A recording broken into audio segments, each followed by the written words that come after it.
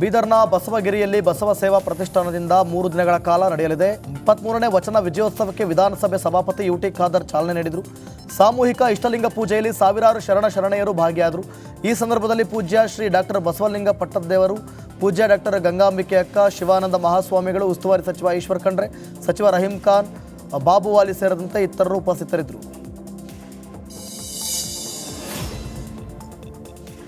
ಸಂಸ್ಕಾರ ಪ್ರತಿಷ್ಠಾನ ಕಲಬುರಗಿ ಹಾಗೂ ಕನ್ನಡ ಮತ್ತು ಸಂಸ್ಕೃತಿ ಇಲಾಖೆ ಬೆಂಗಳೂರು ಜಂಟಿಯಾಗಿ ನಗರದ ಪತ್ರಕರ್ತರ ಸಾಂಸ್ಕೃತಿಕ ಭವನದಲ್ಲಿ ಏರ್ಪಡಿಸಿದ ಸಾಂಸ್ಕೃತಿಕ ವೈಭವ ಸಮಾರಂಭ ಅದ್ದೂರಿಯಾಗಿ ಜರುಗಿತು.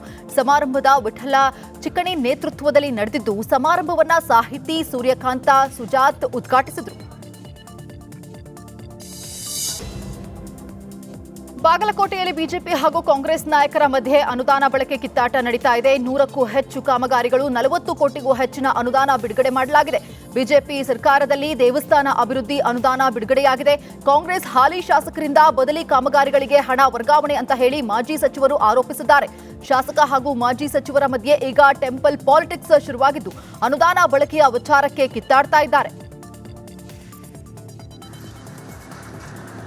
ನಮ್ಮ ಬೀಳಿಗೆ ವಿಧಾನಸಭಾ ಕ್ಷೇತ್ರಕ್ಕೆ ಸಂಬಂಧಪಟ್ಟಂಥ ನಮ್ಮ ಅವಧಿಯಲ್ಲಿ 400 ಗುಡಿಗಳಿಗೆ ಅಂದಾಜು 40 ಕೋಟಿ ರೂಪಾಯಿಗಳನ್ನು ನಾವು ಮಂಜೂರು ಮಾಡಿಸಿ 50% ಹಣ ಬಿಡುಗಡೆ ಮಾಡಿದ್ದೀವಿ. ಅದೆಲ್ಲ ರಿಲೀಸ್ ಆಗಿದೆ. ಎಲ್ಲ ಗುಡಿಗಳಿರ್ಬೋದು, ಸಂಬಂಧಪಟ್ಟಂಥ ಸಮುದಾಯ ಭವನಗಳಿರ್ಬೋದು, ಅವೆಲ್ಲ ಕೆಲಸಗಳಾಗಿದೆ. ಇನ್ನು 50% ಬಿಡುಗಡೆ ಆಗಬೇಕಾದ್ರೆ ಹಣ ಬಿಡುಗಡೆ ಆಗಿದೆ.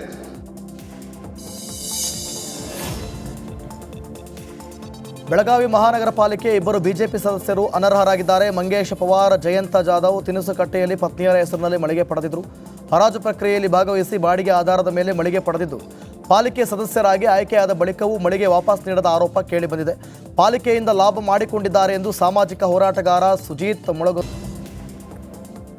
ಸಂಗೊಳ್ಳಿ ರಾಯಣ್ಣ ಸೊಸೈಟಿಯ 350 ಕೋಟಿ ಠೇವಣಿ ವಂಚನೆ ಪ್ರಕರಣ ನಡೆದಿದೆ. ಹಣ ಸಿಗದೆ ಕಂಗಾಲಾಗಿದ್ದ ಠೇವಣಿದಾರರಿಗೆ ಮತ್ತೊಂದು ಶಾಕ್ ಎದುರಾಗಿದೆ. ರಾಜ್ಯ ಸರ್ಕಾರ ಕ್ರಾಂತಿವೀರ Sangolli Rayanna credit cooperative society ಹಗರಣದ ತನಿಖೆಗೆ ಪ್ರಾಧಿಕಾರ ರಚನೆಗೊಳಿಸಿದೆ.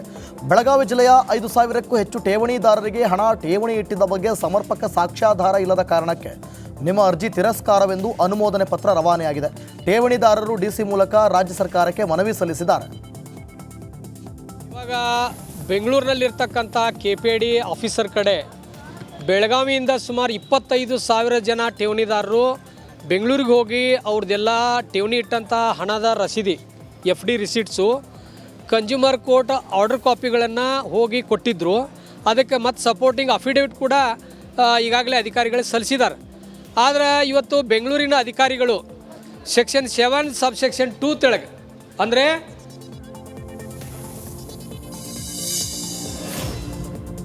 ಗದಗ ನಗರದ ರಿಂಗ್ ರಸ್ತೆಯಲ್ಲಿ ಇರುವಂತಹ ಅಂಬೇಡ್ಕರ್ ಭವನದ ಗೋಪುರ ಕುಸಿದಿದೆ. ಉದ್ಘಾಟನೆ ಆದ 9 ವರ್ಷದಲ್ಲೇ ಗೋಪುರ ಕುಸಿದಿದ್ದು, ಅಲ್ಲಲ್ಲಿ ಕಟ್ಟಡ ಬಿರುಕುಗೊಂಡಿದೆ. ಮದುವೆ, ಸರ್ಕಾರಿ ಕಾರ್ಯಕ್ರಮಗಳು ನಡೆಯುವಂತಹ ಕಟ್ಟಡವಾಗಿದ್ದು, ಕಳಪೆ ಕಾಮಗಾರಿ ಅಂತ ಹೇಳಿ ಸ್ಥಳೀಯರು ಆರೋಪಿಸ್ತಾ ಇದ್ದಾರೆ.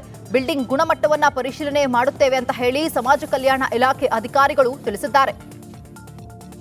ಡಾಕ್ಟರ್ BR ಅಂಬೇಡ್ಕರ್ ಅವರ ಹೆಸರಿನಲ್ಲಿರ್ತಕ್ಕಂಥ ಅಂಬೇಡ್ಕರ್ ಅವರ ಭವನ ಸುಮಾರು 2016ನೇ ಇಸ್ವಿಯಲ್ಲಿ ನವೆಂಬರ್ ತಿಂಗಳಲ್ಲಿ ಇದು ಉದ್ಘಾಟನೆ ಆಗಿದೆ ಸರ್. ಇದು ನಿನ್ನೆ ರಾತ್ರಿ 1-1:30 ಸುಮಾರು ಇದು ಘಟನೆ ಆಗಿದೆ ಅಂತೇಳಿ ಸುದ್ದಿ ನನಗೆ ಬೆಳಿಗ್ಗೆ ಸುಮಾರು 8:30-9 ಗಂಟೆಗೆ ನಮ್ಮ ಈ ಭವನದ ಮ್ಯಾನೇಜರ್ ಆಗಿರ್ತಕ್ಕಂಥ ರಶೀದ್ ಅವರು ನನಗೆ ಫೋನ್ ಮೂಲಕ ಹೇಳಿದರು. ಸೊ ಅದಕ್ಕೆ ಸಂಬಂಧಪಟ್ಟಂತೆ ಛಾಯಾಚಿತ್ರಗಳನ್ನು ಕೂಡ ಅವ್ರು ನನಗೆ ಕಳಿಸಿದ್ರು. ನಾನು ಇಮಿಡಿಯೇಟಾಗಿ ಮಾನ್ಯ ಜಿಲ್ಲೆ ಬಾಗಲಕೋಟೆ ನಗರದ ಕಲಾಭವನದಲ್ಲಿ ಕರ್ನಾಟಕ ಬಯಲಾಟ ಅಕಾಡೆಮಿ ವತಿಯಿಂದ 59 ಜನ ಕಲಾವಿದರಿಗೆ ಗೌರವ ಹಾಗೂ ವಾರ್ಷಿಕ ಪ್ರಶಸ್ತಿ ಪ್ರದಾನ ಸಮಾರಂಭ ಜರುಗಿತು. ಕರ್ನಾಟಕ ಬಯಲಾಟ ಅಕಾಡೆಮಿ ಅಧ್ಯಕ್ಷ ಪ್ರೊಫೆಸರ್ KR ದುರ್ಗಾದಾಸ್ ನೇತೃತ್ವದಲ್ಲಿ ಕಾರ್ಯಕ್ರಮ ನಡೆಯಿತು. ಕಾರ್ಯಕ್ರಮದಲ್ಲಿ ಜಿಲ್ಲಾಧಿಕಾರಿ ಜಾನಕಿ KM, ಕನ್ನಡ ಮತ್ತು ಸಂಸ್ಕೃತಿ ಇಲಾಖೆಯ ಉಪನಿರ್ದೇಶಕ ಕರ್ಣಕುಮಾರ್ ಸೇರಿದಂತೆ ಅಧಿಕಾರಿಗಳು ಹಾಗೂ ರಾಜ್ಯದ ವಿವಿಧ ಭಾಗಗಳಿಂದ ಆಗಮಿಸಿದ ಕಲಾವಿದರು ಉಪಸ್ಥಿತರಿದ್ದರು.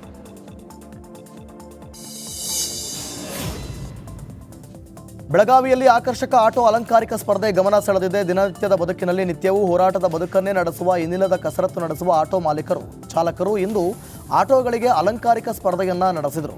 ಕರ್ನಾಟಕ ರಾಜೀವ್ ಗಾಂಧಿ ಆಟೋ ಚಾಲಕರ ವೇದಿಕೆಯ ವತಿಯಿಂದ ಆಟೋ ರಿಕ್ಷಾ ಅಲಂಕಾರ ಸ್ಪರ್ಧೆಯನ್ನು ಆಯೋಜಿಸಲಾಗಿತ್ತು.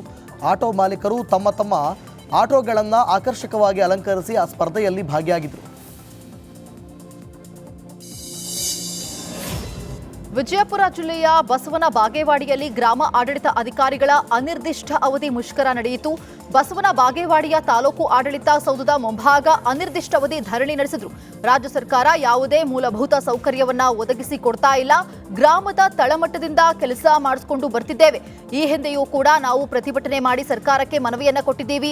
ಆದಷ್ಟು ಬೇಗ ಸರ್ಕಾರ ಎಚ್ಚೆತ್ತುಕೊಂಡು ನಮಗೆ ಮೂಲಭೂತ ಸೌಕರ್ಯಗಳನ್ನ ಒದಗಿಸಿ ಕೊಡಬೇಕು ಅಂತ ಹೇಳಿ ಹೋರಾಟಗಾರರು ಆಗ್ರಹಿಸಿದರು. ದಿವಸ ನಮಗೆ ಗ್ರಾಮ ಆಡಳಿತಾಧಿಕಾರಿಗಳ ಕೇಂದ್ರ ಸಂಘದಿಂದ ನಾವು ಅನಿರ್ದಿಷ್ಟ ಅವಧಿಯ ಹೋರಾಟವನ್ನು ಹಮ್ಮಿಕೊಂಡಿದ್ದೇವೆ. ಇವತ್ತಿನ ದಿವಸ ನಾವು ಕರ್ನಾಟಕ ರಾಜ್ಯ ಗ್ರಾಮ ಆಡಳಿತಾಧಿಕಾರಿಗಳ ಸಂಘ ಈ ಹಿಂದೆ ಮೊದಲನೇದಾಗಿ ನಾವು ಹೋರಾಟ ಮಾಡಿದಾಗ ಈ ಕೆಲವೇ ದಿನಗಳಲ್ಲಿ ನಿಮಗೆ ಬೇಡಿಕೆಯನ್ನು ಈಡೇರಿಸ್ತೇವೆ ಅಂತಕ್ಕಂಥ ಮಾತನ್ನು ಹೇಳ್ತಕ್ಕಂಥ ಸರ್ಕಾರ ಇದುವರೆಗೂ ಕೂಡ. ಧಾರವಾಡ ಜಿಲ್ಲೆ ನವಲಗುಂದ ಪಟ್ಟಣದಲ್ಲಿ ಕಳ್ಳರ ಹಾವಳಿ ಹೆಚ್ಚಾಗಿದೆ. ರಾತ್ರಿ ಹೊತ್ತು ಮನೆ ಎದುರಿನ ಬೈಕ್ ಕದಿಯಲು ಯತ್ನಿಸಿದ್ದಾರೆ. ಧಾರವಾಡ ಫ್ಲಾಟ್ನಲ್ಲಿ ಕಳ್ಳರ ಚಲನವಲನ ಸಿಸಿ ಕ್ಯಾಮೆರಾದಲ್ಲಿ ಸೆರೆಯಾಗಿದೆ. ಏರಿಯಾದಲ್ಲಿ ಕಳ್ಳರು ಕಾರಿನಲ್ಲಿ ರಾತ್ರಿ ಓಡಾಡುತ್ತಿದ್ದು ಮನೆ ಎದುರು ನಿಲ್ಲಿಸಿರೋ ಬೈಕ್ಗಳನ್ನೇ ಟಾರ್ಗೆಟ್ ಮಾಡ್ತಿದ್ದಾರೆ. ನವಲಗುಂದ ಪಟ್ಟಣದ ಜನತೆ ಕಳ್ಳರ ಹಾವಳಿಯಿಂದ ಆತಂಕಕ್ಕೊಳಗಾಗಿದ್ದಾರೆ.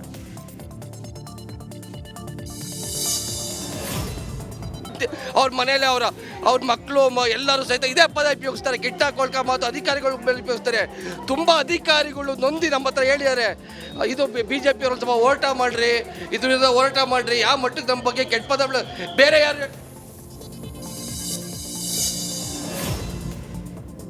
ದಕ್ಷಿಣ ಭಾರತದ 2ನೇ ದಿನದ ಕುಂಭಮೇಳದಲ್ಲಿ ಡಿಕೆ ಶಿವಕುಮಾರ್ ಭಾಗಿಯಾಗಲಿದ್ದಾರೆ. ಮೈಸೂರು ಜಿಲ್ಲೆ ಟಿ ನರಸೀಪುರದ ತ್ರಿವೇಣಿ ಸಂಗಮದಲ್ಲಿ ಇಂದು ಡಿಸಿಎಂ ಡಿಕೆ ಶಿವಕುಮಾರ್ ಪುಣ್ಯ ಸ್ನಾನ ಮಾಡಲಿದ್ದಾರೆ.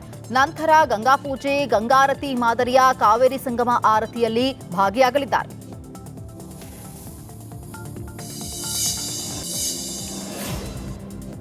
ಎಲ್ಲಾ ಕಡೆ ಕೆಂಪು ಬಣ್ಣದ ಕಲ್ಲಂಗಡಿ ಹಣ್ಣು ಸಿಗೋದು ಕಾಮನ್. ಆದ್ರೆ ಇಲ್ಲಿ ಮಾತ್ರ ಕಲರ್ ಕಲ್ಲಂಗಡಿ ಸಿಗುತ್ತೆ. ಉಡುಪಿಯಲ್ಲಿ 4 ವಿಭಿನ್ನ ಬಣ್ಣಗಳಿರುವಂತಹ ಕಲ್ಲಂಗಡಿ ಹಣ್ಣು ಜನರನ್ನ ಮೋಡಿ ಮಾಡ್ತಾ ಇದೆ. ಹಿರಿಯಡ್ಕಾದ ಪ್ರಗತಿಪರ ಕೃಷಿಕ ಸುರೇಶ್ ನಾಯಕ್ ಕೃಷಿಯಲ್ಲಿ ಆಧುನಿಕ ಪ್ರಯೋಗವನ್ನು ಮಾಡುವ ಮೂಲಕ ವಿಭಿನ್ನ ಬಣ್ಣಗಳಿರುವಂತಹ ಕಲ್ಲಂಗಡಿ ಬೆಳೆಯನ್ನ ಬೆಳೆದು ಸೈ ಎನಿಸಿಕೊಂಡಿದ್ದಾರೆ.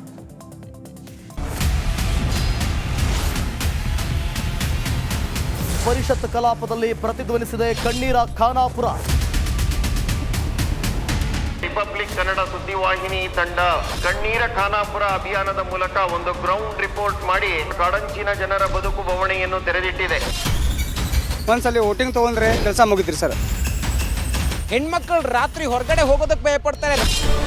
ಹೆಸರಿಗಷ್ಟೇ MLAಗಳು ರೊಕ್ಕ ಮಾಡ್ಕೊಂಡು ಹೊಂಟಾರ. ಜನರನ್ನ ಈ ರೀತಿ ಸ್ಟ್ರಕ್ಚರ್ಗಳ ಮೂಲಕ ತೆಗೆದುಕೊಂಡು ಹೋಗ್ತಾರೆ ಅಂತ ಹೇಳಿದ್ರೆ ನಮಗೆ ನಾಚಿಕೆ ಆಗಬೇಕು. ಒಂದೊಂದು ಪರಿವಾರಕ್ಕೆ 15 ಲಕ್ಷ ರೂಪಾಯಿ ಕೊಡ್ತೇವೆ. ಶಿಫ್ಟ್ ಮಾಡುವಂಥದ್ದಕ್ಕೆ ಸರ್ಕಾರ ಅನುಮೋದನೆ ಕೊಡ್ತದೆ ಅನ್ನುವಂಥ ಭರವಸೆಯನ್ನು ಕೊಟ್ಟಿದ್ದೇನೆ. ನಾವು ನಿರಂತರವಾಗಿ ಕಣ್ಣೀರ ಖಾನಾಪುರ ಅನ್ನೋ ಶೀರ್ಷಿಕೆ ಅಡಿಯಲ್ಲಿ ಮಾಡಿದಂತ ವರದಿ ಮ್ಯಾಸಿವ್ ಇಂಪ್ಯಾಕ್ಟ್ ಆಗಿದೆ. ರಿಪಬ್ಲಿಕ್ ಕನ್ನಡ, ಇದು ನಿಮ್ಮ ಧ್ವನಿ.